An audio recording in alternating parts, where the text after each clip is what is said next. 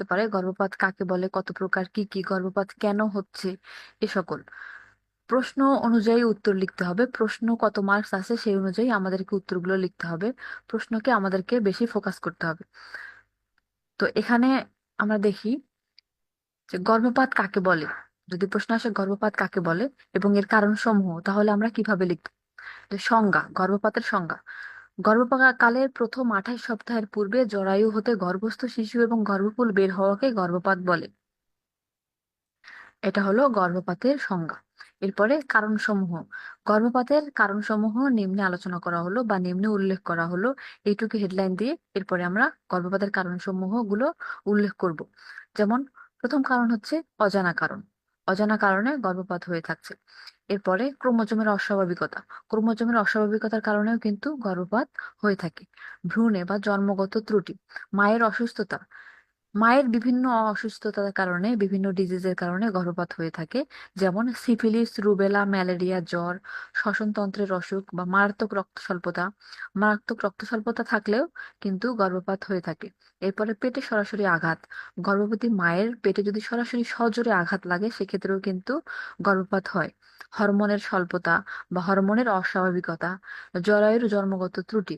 রক্তের গ্রুপের অসঙ্গতি, এটা একটা গুরুত্বপূর্ণ কারণ। যেমন আরএস ইনকম্পিটিবিলিটির কারণেও কিন্তু কি হয়ে থাকে, গর্ভপাত হয়ে থাকে। তাহলে এটা কিভাবে লিখবো? রক্তের গ্রুপের অসঙ্গতি। গর্ভবতীর মায়ের ওষুধ সেবন বা গর্ভবতীর ওষুধ সেবন, যেমন সাইটোটক্সিক ড্রাগ বা স্টেরয়েড ইত্যাদি যদি গর্ভবতী মা সেবন করে থাকেন তাহলে কিন্তু গর্ভপাত হতে পারে। এবার জরায়ুতে টিউমার। জরায়ুতে টিউমারের কারণেও গর্ভপাত হয়। এই কারণগুলো আমরা সুন্দর করে লিখে দিব। এরপরে যদি আসে যে গর্ভপাতের শ্রেণীবিন্যাস, অর্থাৎ ক্লাসিফিকেশন, আমরা যেটা পড়েছি গর্ভপাতের, সেগুলো, সেটা যদি মার্কস কম থাকে বা 1-2 মার্ক থাকে তাহলে আমরা শুধু নামগুলো লিখবো। আর যদি 3 অথবা 5 মার্কসের থাকে তাহলে এগুলোর একটু অল্প অল্প করে বর্ণনা দিব।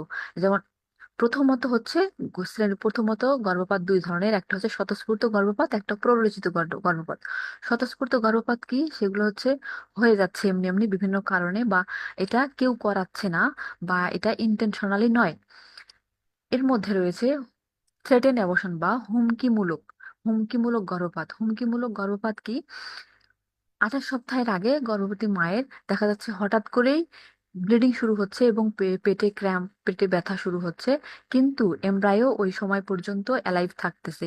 তখন একজন মা দেখা যাচ্ছে যে চিকিৎসকের শরণাপন্ন হচ্ছে, চিকিৎসা চলমান, মানে এটা হচ্ছে গর্ভপাতের হুমকিতে আছে, গর্ভপাতের হুমকির সম্মুখীন। অসম্পূর্ণ গর্ভপাত। অসম্পূর্ণ গর্ভপাত হচ্ছে গর্ভপাত হওয়ার পরে যে টিস্যুগুলো সবগুলো বের হয়ে আসেনি জরায়ু থেকে, কিছু টিস্যু জরায়ুতে রয়ে গেছে, এটা হচ্ছে অসম্পূর্ণ গর্ভপাত।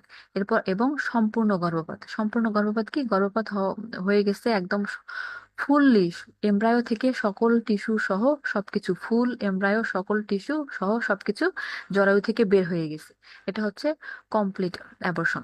এরপরে মিসড অ্যাবর্শন। মিসড অ্যাবর্শন কি? জরায়ুর ভিতরে এমব্রায়ো ডেথ, কিন্তু আহ কোনো কিছুই বের হয়নি। তো ওখানে কি হচ্ছে, ওই সময় আহ যে জরায়ু মুখ বন্ধ থাকবে এবং কোনো কিছু বের হবে না। ওই সময় দেখা যাচ্ছে ডক্টরের শরণাপন্ন হলে ডক্টর ওষুধ দিচ্ছে, যেমন সাইটোমিস এসব দিয়ে তারপরে ওই তারপরে প্রোডাক্ট গুলো বের করে হচ্ছে, এটা হচ্ছে মিসড অ্যাবর্শন। এরপর হেবিচুয়াল অ্যাবর্শন। হেবিচুয়াল অ্যাবর্শন কি? পরপর 3 বার বা তার অধিক, পরপর 3 বার বা তার অধিক অ্যাবর্শন হয়ে যাওয়াটাকেই বলতেছে হেবিচুয়াল অ্যাবর্শন। এরপরে আমরা বলি প্ররোচিত গর্ভপাত। প্ররোচিত গর্ভপাত কি? প্ররোচিত গর্ভপাত হচ্ছে চিকিৎসা পারপাসে কোনো করা হচ্ছে, সেটা মেডিকেল অ্যাবর্শন, অপরাধমূলক এবং সেপটিক অ্যাবর্শন। তাহলে চিকিৎসা পারপাসে কি হচ্ছে? চিকিৎসা পারপাসে মায়ের ভালোর জন্য, মায়ের চিকিৎসার উদ্দেশ্যে যে গর্ভপাতটা করানো হচ্ছে সেটা হচ্ছে মেডিকেল অ্যাবর্শন বা চিকিৎসার উদ্দেশ্যে গর্ভপাত। এবং অপরাধমূলক, অপরাধমূলক ক্রিমিনাল অ্যাবর্শন। অপরাধমূলক অবর্ষণ হচ্ছে ইচ্ছাকৃতভাবে যে অ্যাবর্শন গুলো করানো হচ্ছে, যেটা এখন অহরহ ঘটতেছে, সেগুলো হচ্ছে অপরাধমূলক অবর্ষণ। এবং সেপটিক অ্যাবর্শন। সেপটিক অ্যাবর্শন কি? জরায়ুতে ইনফেকশন জনিত কারণে এই যে জরায়ু এর গর্ভপাত গুলো হচ্ছে, সেটা সেপটিক অ্যাবর্শন। অথবা অ্যাবর্শনের সময় বা অ্যাবর্শনের পরে জরায়ুতে যে ইনফেকশন হচ্ছে